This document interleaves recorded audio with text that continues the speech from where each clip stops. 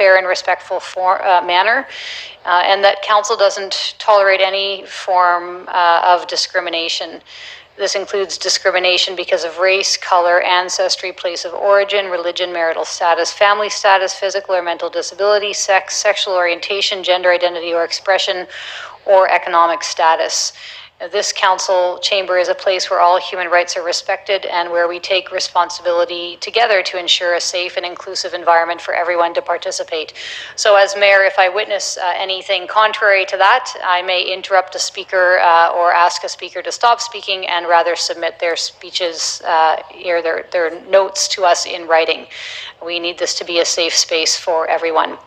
So with that, council, we do have the first 6 speakers listed here, and I need a motion to approve them. Thank you, Councillor Alto, seconded by Councillor Thornton-Joe. All those in favor? Any opposed? None opposed. That carries. For those of you who are joining us this evening, thank you for joining us. You'll have 5 minutes to make your remarks to council. I do have a timer here in the chambers, and I'll be timing you. We do give everyone 5 minutes, and we ask you to stick to that so that it's fair.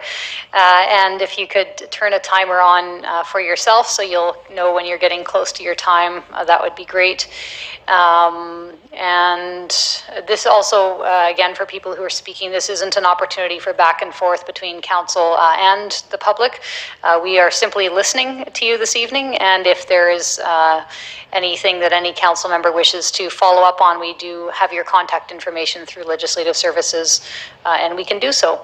So the first speaker is Corey Wajont. Apologies if I'm getting your name wrong. And Mayor, members of council, that is a pre-recorded video submission, which we'll play for you momentarily. Okay, thank you. And it's 7 minutes long, Mr. Coates, so we'll just stop it at 5, okay? That's correct. Thank you. Hi, my name is Corey.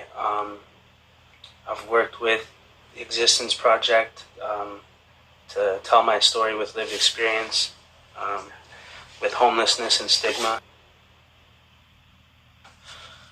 I just wanted to talk on the subject of Beacon Hill Park. When I first came out here, was about 6 years ago, and one thing that was very difficult was the fact that everywhere in Victoria, when it comes to homelessness, I had the Salvation Army, Rock Bay, Our Place, Pandora, things like that, which is all based around drug use and helping people that are struggling with addictions. I was sober. I fought my battle a long time ago and fortunately won with addiction, alcoholism, things like that, criminal elements, jail, crime, things like that. And my intent when I came out here, I had no family, no parents, nobody, and I just wanted to start a new life and find where I belong and earn a living and build a life for myself and find peace in that and just be content with life. But the difficulty was that I was in a sick environment, and you can't get well in a sick environment. I couldn't sleep because there's people staying up all night that are unfortunately struggling with drug addiction and alcoholism and things of that nature. The Salvation Army was the only place that claimed to be a sober place, and that's where I would go, but they only give you 30 days and then they kick you out, or you have to pay $600 a month to live in a dorm with 30 other homeless men that are going through all types of different things in their lives that I'm not going through. But it affected me.